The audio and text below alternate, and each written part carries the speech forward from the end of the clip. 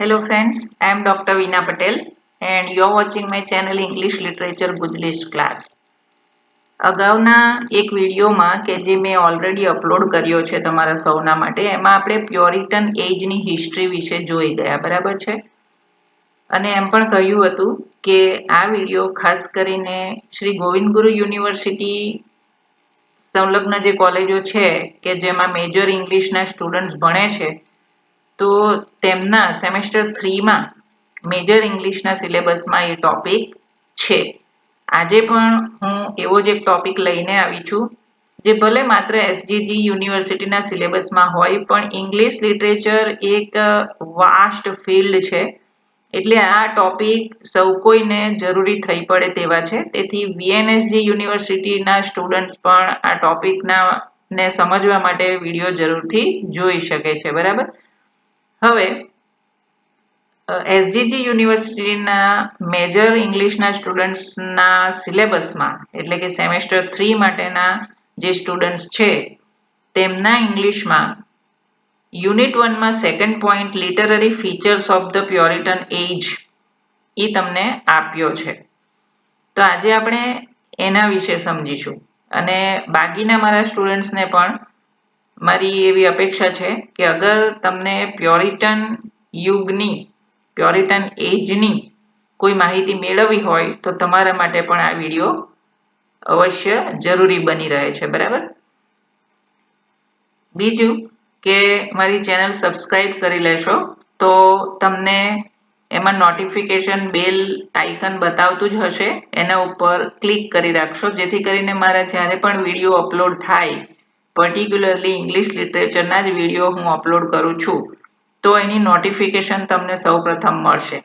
બીજી બાબત એ કે વિડીયોને લાઈક અને શેર જરૂર કરશો તમારા બીજા મિત્રો સાથે અને અગર તમને એવા કોઈ ટોપિક સતાવતા હોય કે ઇંગ્લિશ લિટરેચર હોય અને એમાં કોઈ ટોપિક તમને સમજ ના આવતો હોય તો તમે કોમેન્ટ બોક્સમાં મને કહી શકો છો કે મેડમ આ ટોપિક ઉપર અમને વિડીયો બનાવી આપો તો હું એના ઉપર તમને વિડીયો જરૂરથી બનાવી આપું છું બરાબર છે. ઓકે, તો પોઈન્ટ ઉપર આવીએ. આજનો આપણો ટોપિક છે literary features of the Puritan age.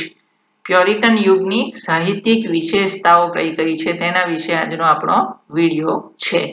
The Puritan age રફલી spanning 1620 to 1660 in English literature was a period heavily influenced by the Protestant Reformation's Puritan movement. This movement emphasized strict adherence to biblical principles and rejection of what they saw as the Catholic Church's extravagances. Puritan ideals directly shaped the literature of this era, resulting in several key features. અંગ્રેજી સાહિત્યમાં આશરે 1620 થી 1660 સુધીનો પ્યુરિટન યુગ માનવામાં આવે છે. Protestant રિફોર્મેશનની પ્યુરિટન ચળવળથી ભારે પ્રભાવિત સમયગાળો હતો તે.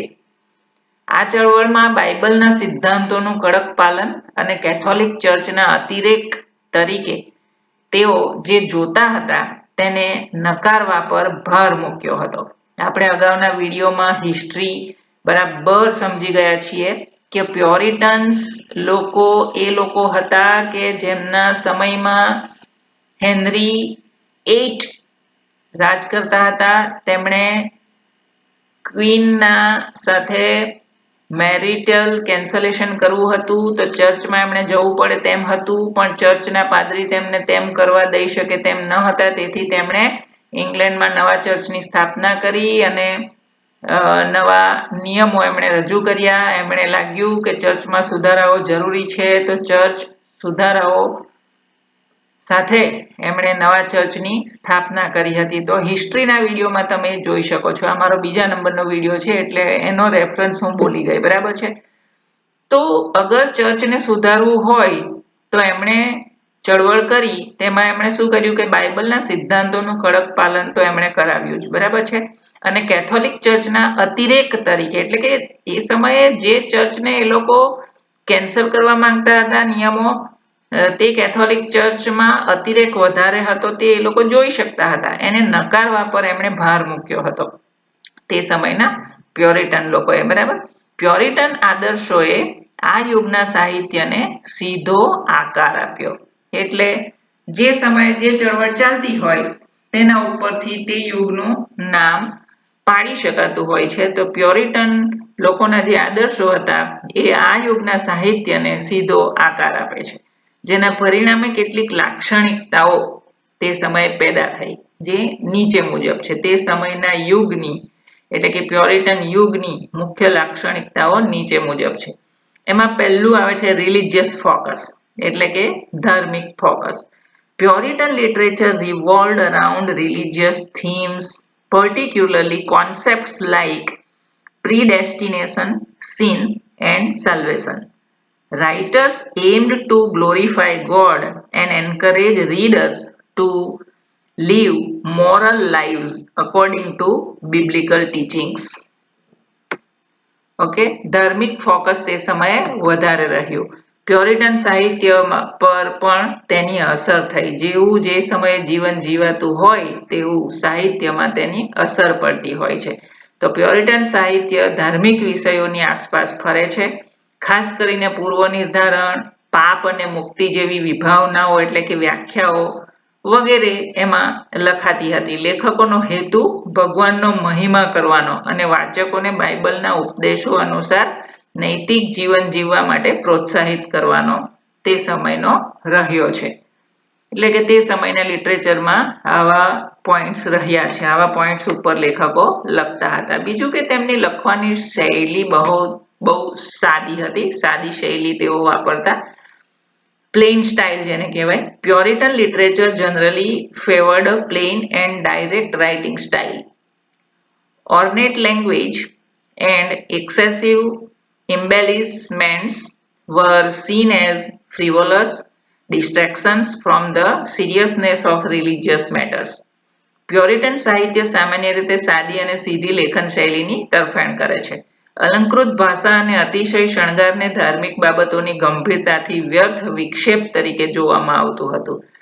એમના મતલબમાં એવું હતું કે બહુ આલંકારિક ભાષા અગર વાપરવા જઈએ તો કોઈ વ્યક્તિ કે જે અભણ હોય, નિરક્ષર હોય તેને ના સમજાય.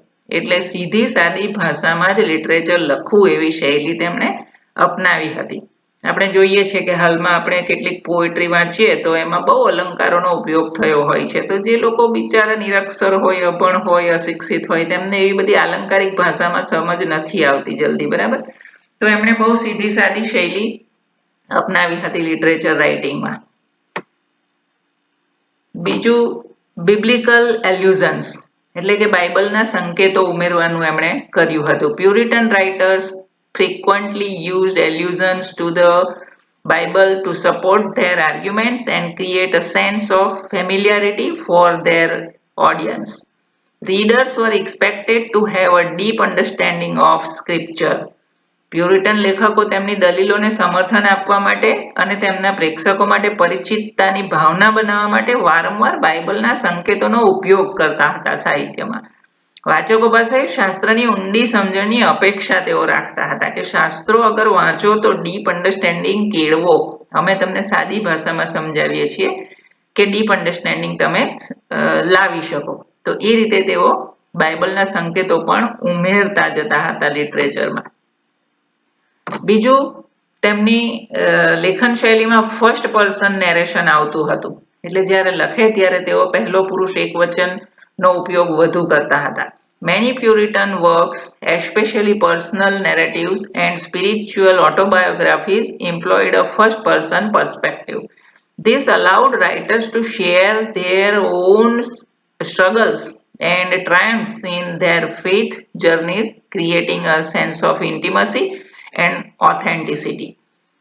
ઘણા પ્યુરિટન કાર્યો, એટલે કે જે લિટરેચર હતું તે કાર્યો ખાસ કરીને વ્યક્તિગત વર્ણનો અને આધ્યાત્મિક આત્મકથાઓમાં પ્રથમ વ્યક્તિના પરિપ્રેક્ષ્યનો ઉપયોગ કરવામાં આવ્યો. એટલે જ્યારે લખે ત્યારે ફર્સ્ટ પર્સન પ્રોનાઉનનો ઉપયોગ તેઓ વધારે કરતા હતા. આઈ જેને આપણે કહીએ છીએ ફર્સ્ટ પર્સન પ્રોનાઉન, બરાબર છે, પહેલો પુરુષ એકવચન. આનાથી લેખકોને આત્મીયતા અને અધિકૃતતાની ભાવના પેદા કરીને તેમની વિશ્વાસ યાત્રામાં તેમના પોતાના સંઘર્ષો અને વિજયો શેર કરવાની મંજૂરી મળી. કહેવાનો મતલબ કે અગર તેઓ ફર્સ્ટ પર્સન પ્રોનાઉનથી લખવાનું શરૂ કરે તો તેમનામાં એક વિશ્વાસ પેદા થાય કે હું લખી શકું છું, સારું લિટરેચર દુનિયાને આપી શકું છું વગેરે. તો એ લોકો સારી રીતે પોતાના આઈડિયાઝને શેર કરતા ગયા. હવે બીજું છે ડાયડેક્ટિસિઝમ એટલે કે શિક્ષાવાદ. શિક્ષાવાદ એટલે કે બોધપ્રદ વાર્તાઓ વગેરે, એ બધું ડાયડેક્ટિસિઝમમાં આવે છે. Significant portion of Puritan literature was didactic. Puritan લિટરેચરમાં ડાયડેક્ટિસિઝમ એ બહુ અર્થસભર રહ્યું છે. વધારે લિટરેચર તેમણે ડાયડેક્ટિસિઝમને બેઝ બનાવીને જ લખ્યું છે. Meaning it aimed to instruct and morally improve the reader. કેમ તેમણે ડાયડેક્ટિસિઝમ ઉપર વધારે ભાર પાડ્યો છે? રીડર લોકોને ઇમ્પ્રૂવ કરવા માટે અને સમજાવવા માટે, સૂચનાઓ આપવા માટે, સલાહ આપવા માટે. Writers used various techniques including sermons, poems and historical accounts to convey their religious beliefs and social values. Some of the most famous Puritan writers include John Milton. તમારે યાદ રાખવાના છે લિટરેચરમાં કે જે પ્યોરિટન સમયમાં લખાયું, પ્યોરિટન એજના સમયમાં લખાયું, તેમાં બે ખાસ રાઇટરના નામ આવે છે જેઓ ખૂબ ફેમસ છે. John Milton, author of epic poem Paradise Lost, કે જેમણે પેરાડાઇઝ લોસ્ટ લખ્યું છે. 12 બુક્સમાં તે વહેંચાયેલું છે. બહુ જ સરસ એ છે, તમારે પણ વાંચવા જેવું છે લાઈફમાં એક વખત. એન્ડ બીજા છે એન બ્રેડસ્ટ્રીટ, બીજા રાઇટરનું નામ છે, લેડી રાઇટર છે તે. Considered the first published female poet in America. There works exemplify the characteristics of Puritan literature and continue to be studied and admired today. પ્યોરિટન સાહિત્યનો નોંધપાત્ર હિસ્સો ઉપદેશાત્મક હતો, એટલે કે તેનો હેતુ વાચકને સૂચના આપવા અને નૈતિક રીતે સુધારવાનો હતો. લેખકોએ તેમની ધાર્મિક માન્યતાઓને, સામાજિક મૂલ્યોને અભિવ્યક્ત કરવા માટે ઉપદેશો, કવિતાઓ અને ઐતિહાસિક અહેવાલો સહિત વિવિધ તકનીકોનો ઉપયોગ પ્યોરિટન એજ દરમિયાન લિટરેચરમાં કર્યો. કેટલાક સૌથી પ્રખ્યાત પ્યોરિટન લેખકોમાં મહાકાવ્ય કવિતા રચનાર પેરાડાઇઝ લોસ્ટના લેખક જોન મિલ્ટન અને એન બ્રેડસ્ટ્રીટનો સમાવેશ થાય છે, જેને અમેરિકામાં પ્રથમ પ્રકાશિત મહિલા કવિ માનવામાં આવે છે. તેમની કૃતિઓ પ્યોરિટન સાહિત્યની લાક્ષણિકતાઓનું ઉદાહરણ આપે છે અને આજે પણ તેનો અભ્યાસ અને પ્રશંસા કરવામાં આવે છે. બરાબર, તો આપણો અહીં બીજા નંબરનો વિડીયો પૂરો થાય છે, જે આ ટોપિક ઉપર હતો. ત્રીજા નંબરનો વિડીયો પણ હું બનાવી આપીશ. એસજીજી યુનિવર્સિટી માટે સેમેસ્ટર 3ના મેજર ઇંગ્લિશમાં unit 1 second point literary features of the Puritan age ઉપર વિડીયો હતો. બરાબર, હવે હું ધીમે ધીમે પાછું વીએનએસજી યુનિવર્સિટી અફિલિએટેડ કોલેજીસમાં જે મેજર માઇનર ઇંગ્લિશ ચાલે છે એના પણ વિડીયો બનાવીશ જ. પણ આ ટોપિક સૌને લાગુ પડે છે, આખા ઇન્ડિયામાં સૌને લાગુ પડે છે. કોઈ પણ ઇંગ્લિશનો ટોપિક હોય તો મારા વિડીયો સૌને લાગુ પડે છે. તો લાઈક અને શેર કરવા વિનંતી. Thank you all of you.